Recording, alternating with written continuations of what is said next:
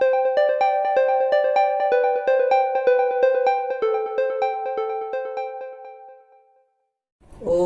श्री परमात्मे नमः।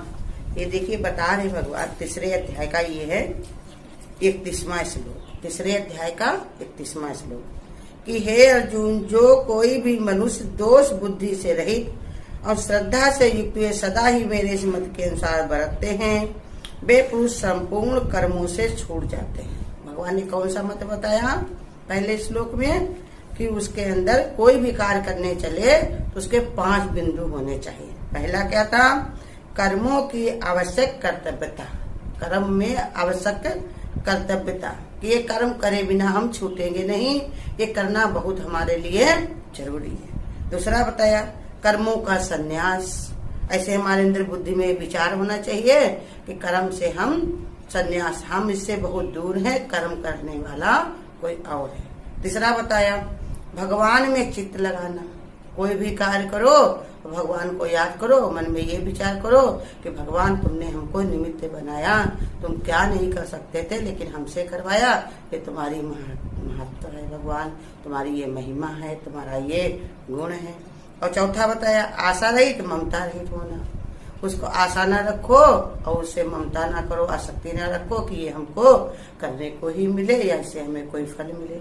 और दूसरा समता पूर्ण होना, 5वां। ये 5 चीजें अगर बिंदु में रख करके मनुष्य, हे अर्जुन, जो कोई भी मनुष्य दोष बुद्धि से रहित तथा श्रद्धा से युक्त हुआ सदा मेरे इस मत के अनुसार बरतता है, वो पुरुष संपूर्ण कर्मों से छूट जाता है। अगर ये 5 चीजें उसके दिमाग में असमय रहती बुद्धि में उसको, तो फिर उसके कर्मों का बंधन हम उसको नहीं देते। भगवान कथनानुसार कर्मों का साधन करने में कर्म भगवान की पूजा बन जाते हैं। भगवान के अनुसार अगर हम कर्म करें तो जो कर्म नहीं रहते हैं वो सब कौन बन जाते हैं? पूजा। कहते चाहे वे युद्ध जैसे ही कर्म क्यों न हो, बल्कि इस प्रकार कर्तव्य कर्म करने से संसार की आवश्यकताएं तो सभी पूर्ण हो जाती हैं, परंतु साथ ही आगे के लिए कर्मों के बंधन से छुटकर मनुष्य आवागमन के चक्र से भी छूट जाता है। देखो जो हम बोझा लेकर के आए हैं अपने कर्मों का, वो तो हमारे कट ही जाते हैं और साथ में हमारा इसका कोई बंधन नहीं लगता। दूसरे अध्याय में बताया नहीं, इस ज्ञान का नाश भी नहीं है और इसका कोई अलग, इसका कोई बंधन भी नहीं है, दोष भी नहीं है। तो वही बता रहे इसका कोई बंधन भी नहीं रहता, क्योंकि इसलिए चित्त में 2 भाव पर रहना आवश्यक है। पहला भाव श्रद्धा और दूसरे उसमें प्रति मन में पूज्य भाव और श्रेष्ठ भाव। पहला उसके अंदर श्रद्धा होनी चाहिए, इतना प्रेम होना चाहिए भगवान में, जैसे बताया नहीं, जहाँ विश्वास होता है, जहाँ प्रेम होता है, वहाँ पर जबरदस्ती नहीं होती। कि प्रेम जब हो गया इंसान को तो जबरदस्ती नहीं, प्रेम तो अपने आप वहाँ खींच के वही से काम करवाएगा वो तुम्हारा प्रेम। और जहाँ पर विश्वास है वहाँ तुम्हारे विश्वास को कोई हटा नहीं सकता, कोई बदल नहीं सकता।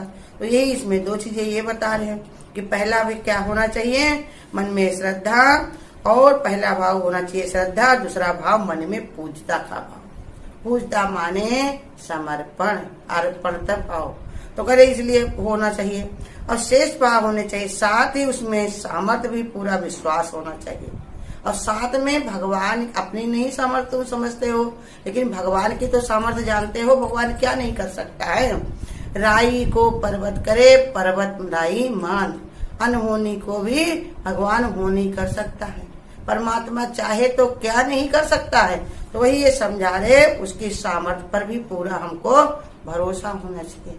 हमारा मन बीच में डोलने लगता है, करने तो जा रहे हैं लेकिन ये कार्य हो पाएगा कि नहीं। जैसे बता रहे थे कि एक संत जो थे तो वो पेड़ पर बैठ करके और नीचे की ओर देख रहे थे, जैसे कूदने जा रहे हो।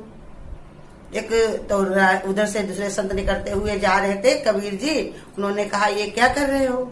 तो कहा हमारे गुरु ने कहा कि अगर तुम ऊपर से कूद जाओ तो हम तुमको भगवान अपनी गोदी में ले लेंगे। तो कहा फिर कूदे क्यों नहीं? कहा हमें पूरा भरोसा नहीं, अगर नहीं लिया उन्होंने तो मेरे हाथ पैर सब टूट जाएंगे। तो कबीर ने कहा अच्छा जाओ, उन्हीं से पहले पूछ आओ कि कितने % विश्वास होना चाहिए। तो बताया कि जब विश्वास ही तुम्हारा पूरा नहीं अगर है तो फिर भगवान ने कहा उसका तुम्हें फल भी नहीं मिलेगा। विश्वासी का बेड़ा पार है, आव विश्वासी डूबे मझधार है। तो वही समझा रहे भगवान कि पूरा उसके अंदर श्रेष्ठ भाव और सामर्थ्य पर पूरा विश्वास होना चाहिए। एक भी कमी है तो वो है श्रद्धा में ही कमी ही कहीं जाएगी। अगर तुम्हारे अंदर कहीं पर भी एक भी कमी है तो वो पहले वो श्रद्धा पर ही तुम्हारे असर करेगी। जैसे तुम किसी को गुरु कहते समझ लेते हो, जैसे बताया कि कोई महत्व को, सत्संग का मतलब क्या होता है? सत्संग का पहला मतलब यही है भगवान की तरफ हमारा विश्वास होना, भगवान की तरफ हमारी भक्ति बढ़ना, भगवान पे पूरा भरोसा होना। जितना जितना हम साथ संगत में रमते हैं, जितना जितना भगवान की तरफ बढ़ते हैं, उतने हमको भगवान पे ज्यादा ज्यादा विश्वास होने लगता। सत्संग हमको कीमत समझ आता है, भगवान की, साधु संगत की, सासों की, समय की, वो सब चीज हमको सत्संग से ही सीखने को मिलता है। हर चीज उठने की वजह, इसलिए बताया ना संतों के संग लागरी तेरी अच्छी बनेगी। तो इसलिए बता रहे भगवान, जैसे बताया जब तक हमको कीमत नहीं पता होती है तब तक उसकी कदर नहीं करते हैं। जैसे बताया कि एक के घर में एक नौकर काम कर रहा था और एक भिखारी आया। अब वो कहने लगा कि हमको बहुत भूख लगी, अगर भोजन करा दो तो हम तुमको एक परस का मेरे पास टुकड़ा है वो तुमको हम दे देंगे। मेरा वो नौकर था, उसने सोचा जरूर अच्छा ही होगा तभी ये देना चाहता है, अब बेचारा भूखा है, लाओ खिला दे और जो ये देना चाहता है उसको लेकर के हम अपने मालिक को दे देंगे। इसी के कारण उसने भोजन कराया और जो उसने पारस दिया उसको ला करके मालिक के जो टेबल थी बनी उसी के जब सामान उसी पर रखता था मेज पर ही ला करके उसने उसको रख दिया। जब शाम को उनके मालिक आए, देखा ये क्या टुकड़ा पड़ा हुआ, उसने कहा गंदगी चीज, दुनिया की चीज है, तुम ला करके यहीं पर रख देते हो, ये क्या रख दिया? बोल भी नहीं पाया तो उसने नौकर कहने लगा कि देखो एक आदमी आया था, बेचारा भूखा था, कहता मुझे खाना दे दो, हम तुम्हें पारस का टुकड़ा दे देंगे, पारस दे देंगे। और वो इन्हें खाना खिलाया तभी वो दे गया। हमने सोचा ये जरूर मूल्यवान होगा इसलिए हमने यहाँ रखा। मालिक ने कहा अगर पारस उसके पास होता तो क्या वो भीख मांगता फिरता? जरूर ही ये कोई न कहीं बेकार की चीज होगी। उसने उठाया, उठाकर फेंक दिया। जब फेंका तो जाकर के वही पारस का टुकड़ा कुंडी में जाकर लगा, लोहे की कुंडी थी दरवाजे की, वो तुरंत ही सोने को गई। अब वो लाएगा तो कहाँ रखेगा? तिजोरी के अंदर तिजोरी, तिजोरी के अंदर तिजोरी, डिब्बे के अंदर डिब्बा। ऐसे ही बताया कि जब तुम्हें कीमत पता चल जाए तब फिर तुम इसका, भगवान ने कहा, त्याग नहीं कर पाओगे। जैसे बच्चे को नहीं पता होता रुपए का मूल्य, तो वो बच्चा रुपया क्या है मुंह में रख लेगा, नाली में डाल देगा, फाड़ देगा। लेकिन वही बड़े को पता होता तो कैसे वो संभाल के झाड़ झूर के अपनी जेब में रखता है, कायदे से रखता है, इससे चीज वस्तु मिलेगी, ये मेरे काम आएगा। यही बात को ये समझा रहे भगवान कि देखो कि श्रद्धा में कमी ही कहीं जाएगी। अगर तुम्हारी एक भी कमी हुई तो वो तुम्हारी श्रद्धा में ही कमी जोड़ी जाएगी, क्योंकि जितनी श्रद्धा तुम्हारी कम होगी तभी कम, जितना विश्वास तुम्हारा कम होगा उतनी कमी आएगी। गुरु कहते जिसको जितना जितना विश्वास हो गया वो उतने आगे बढ़ गया, पूरा समर्पण कर दिया। जैसे मीरा ने क्या कहा कि देखो मेरे तो गिरधर गोपाल दूसरो न कोई, जाके सिर पर मोर मुकुट मेरो पति सोई। तो उसने अपना मन में विचार बना लिया तो देखो हीरे मोती जवाहरत के हीरे जड़े हुए सब जेवर थे उतार के रख दिया। अब फूलों के पहनने लगी, क्योंकि सब संसार वाले कहते ये क्या करती है? तो कहती है अगर श्याम हमको आए स्पर्श भी करने के लिए तो हाथ में मेरे गड़ेगा नहीं, इसलिए फूलों को धारण करने लगी। खाना पीना सब का त्याग करके कहा कि जौन है कि भोजन में हम मन लगाएंगे तो हम उतनी देर अपने भगवान में मन लगाएंगे, भोगों में मन लगाएंगे उतनी देर अपने परमात्मा की तरफ हम जुड़ जाएंगे। वह साधु के संत में झूमने लगी, नाचने लगी। संसार तो कहने लगा उसको कि जौन है ये कुल की नाशनी आई है। लेकिन देखो बाद में मीरा से ही उनके परिवार को जाना जाता, समझा जाता, राणा का भी नाम लिया जाता। तो इसलिए बताया कि वो एक भी कमी अगर तुम्हारी हुई तो वो कमी कैसी होगी? श्रद्धा की कमी होगी। नम्र भाव से अपनी शंका व्यक्त करना या समझ में ना आने पर प्रश्न करना श्रद्धा की कमी का घोतक नहीं है। कहा अगर कुछ लोगों का स्वभाव ऐसा होता है कि बहुत चीजें उनको समझ में नहीं आती, या कुछ लोग इसलिए कड़े स्वभाव के नहीं होते हैं जो हर एक प्रश्न का उत्तर ले सकें, किसी से समझ सकें, तो वो शांति रहते हैं। तो इसका मतलब ये नहीं है कि उनके अंदर श्रद्धा की कमी है। बहुत सारे लोग देखो सत्संग में बता नहीं पाते हैं, तो इसका मतलब ये थोड़ी कि वो समझ भी नहीं पाते। अगर समझ ना उनके अंदर हो तो कैसे चल करके गुरु के दरबार पर आए, कैसे अपना समय लगाएं, बहुमूल्य कीमती अपना जो है सासे क्यों लगाएं? तो इसलिए गुरु कहते जो भी है, और दादा भगवान ने हमारे बताया भी यही है कि तुम्हारे सत्संग में जो भी आए तो तुम ये ना सोचो कि वो ज्ञानी है कि नहीं। तुमको एक विचार रखना है ऐसे भाव से कि मेरे सामने सब हमारे दादा भगवान ही बैठ करके सुन रहे हैं। देखो बताया कि श्याम भगवान जो गीता भगवान के पति थे, श्याम भगवान, तो वो ज्ञान सुनाते थे नए नए जब थे। गीता भगवान का शरीर जब नहीं रहा तो वो अपना ज्ञान सुनाने लगे। जब ज्ञान वो सुनाते थे तो सब लोग इतना ध्यान लगा के सुनते नहीं थे। तो एक बार आकर के दादा भगवान से कहने लगे, हम तो ज्ञान सुनाते हैं और हमारा ज्ञान कोई सुनता ही नहीं, इतना किसी के अंदर श्रद्धा प्रेम नहीं होती। तो दादा भगवान ने उनको यही राय दी कि तुम किसी को ज्ञान अगर सुनाते होगे तो मन में ये सोचते होगे कि ये लोग समझ नहीं पाएंगे, पता नहीं कैसे इनके अंदर श्रद्धा है कि नहीं। तुमको ये विचार करके नहीं, तुमको ये विचार रखना है कि सब समझदार हैं, बहुत ही ज्ञानी है, बहुत होशियार है, इनके सामने जो भी बता रहे हैं ये सब इनको समझ में आ रहा है। ये सब मेरे सामने मेरे दादा भगवान ही बैठे हुए हैं। इस भाव से तुम करोगे तो देखो आज कितना उनका नाम है और कितना देखो दादा के नाम से ही जाने जाते हैं, दादा श्याम भगवान। तो इसलिए समझाया जाता है, भगवान ये समझा रहे हैं कि अगर कोई के अंदर ऐसे कोई नम्र स्वभाव वाला हो या भगवान ने कहा ना प्रश्न कर पाता हो तो वो कमी नहीं, उसके अंदर श्रद्धा की कमी नहीं है, परंतु अन्य सांसारिक मान्यताओं के आधार पर इन तीनों अंगों में से किसी अंग की कमी हो जाए फिर श्रद्धा का पूरा फल नहीं मिलता। लेकिन सांसारिक मान्यताओं से, संसार में जितनी मान्यताएं हैं ना, कौन कौन सी, देवी की, देवताओं की, घर में परिवार की, रुपए की, पैसे की, लोग इन्हीं का महत्व देते हैं, पहले उन्हीं का महत्व देंगे। अभी हम अगर इधर गुरु के पूरे शरण में अगर चले जाएंगे, पूरा वही करने लगेंगे तो मेरे कुल के देवता न रुष्ट हो जाए, मेरे घर में ये सब जो कार्य होते हैं पूर्वजों से चले आ रहे हैं वो कहीं हमारे काम बंद न हो जाए, आगे जाकर मेरी बहुएं ना करें, परिवार वाला ना करे, या रुपया पैसे का हम इतना ध्यान रिकाल ना करें, चोरी ना हो जाए, रोज सत्संग भजन में जाए तो मेरा घर न लूट जाए, लड़के बच्चे न मेरे बिगड़ जाए।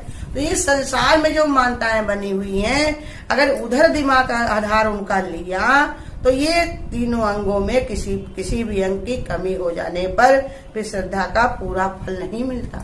अगर तीनों अंगों माने का, तमोगुण से, रजोगुण से, सतोगुण से, ये तीनों अंगों से अगर कोई भी कमी हमारे अंदर सतोगुण आया तो हमने तीर्थ में मन लगाया तो गुरु कहते हैं वहां भी जाओगे तो किसको याद करोगे, हरिओम हरिओम हरिओम।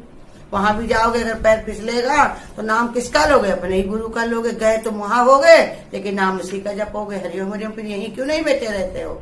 और ये बताया कि रजोगुण में अगर तुम्हारे अंदर कोई भी कार्य में रमा पड़ा है तो तुम्हारे अहंकार नहीं आने पाए कि हमने किया, सब हमारे गुरु करने वाले।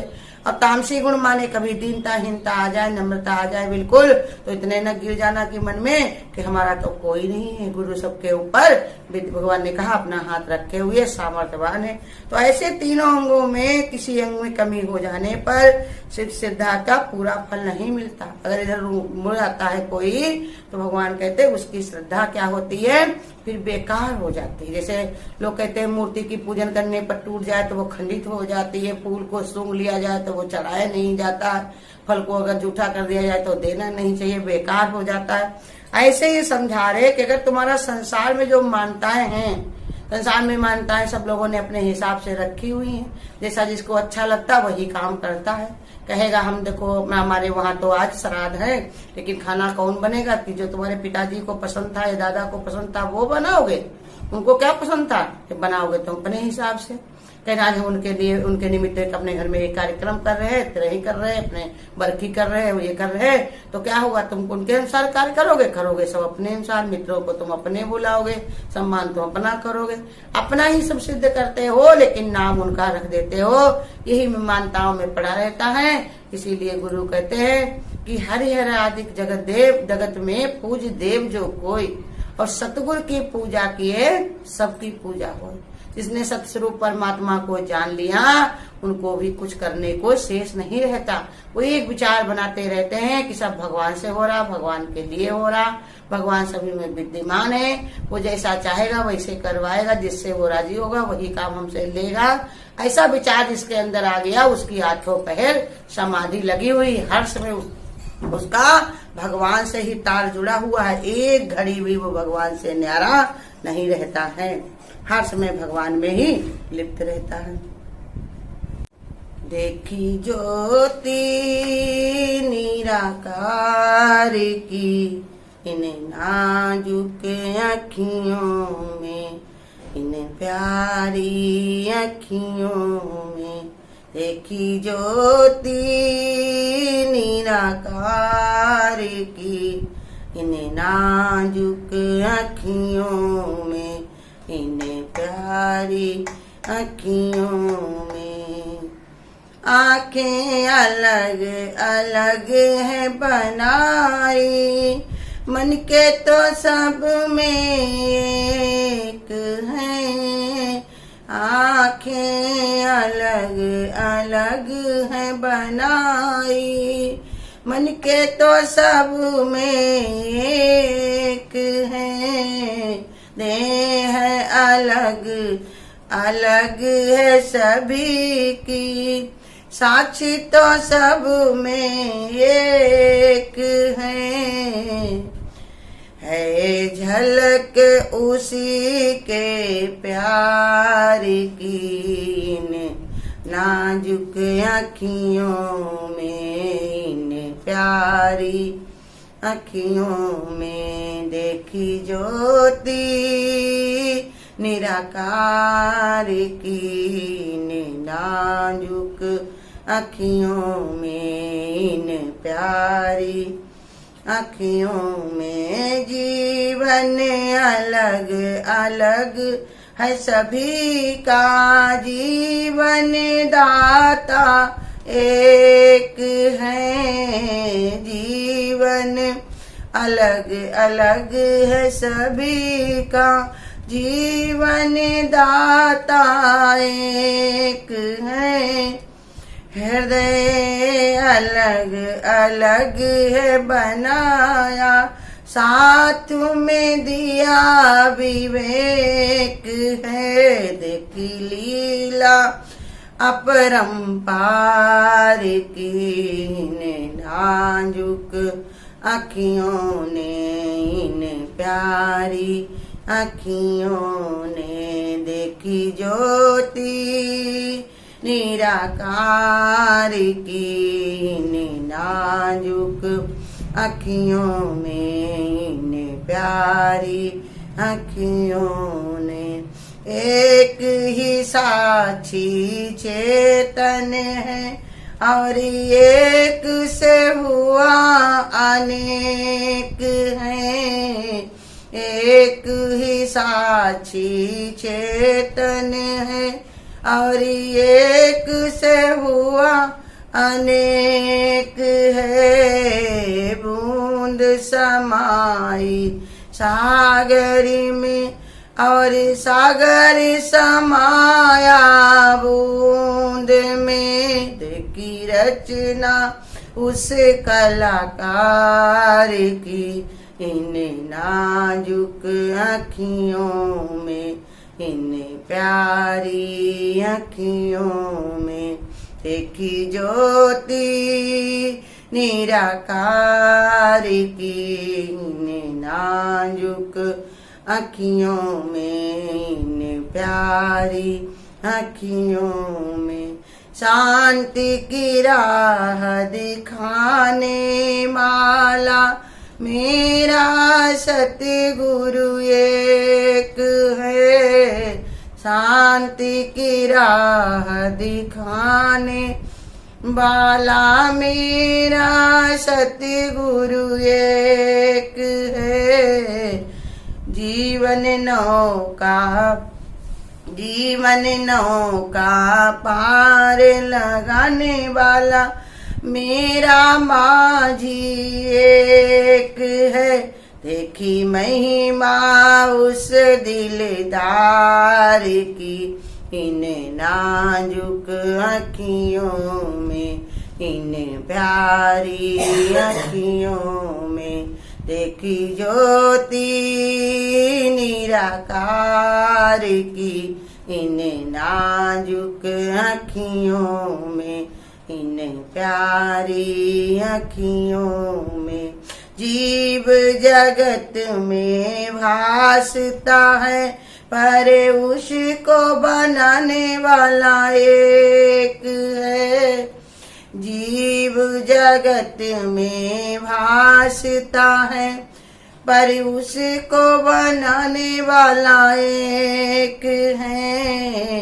पलते अलग अलग है प्राणी, पालने वाला एक है। पलते अलग अलग है प्राणी, पालने वाला एक है। देखी अद्भुत छवि तेरे प्यार की, इन नाजुक आँखियों ने, इन प्यारी आँखियों ने देखी ज्योति निराकार की। इन नाजुक आँखियों ने, इन प्यारी आँखियों ने। हरि बोल। अगर आपको आज की वीडियो अच्छी लगी हो तो वीडियो को लाइक और शेयर करना ना भूलें। आगे की वीडियोस देखने के लिए चैनल को सब्सक्राइब करें और नोटिफिकेशन बेल को ऑन करें।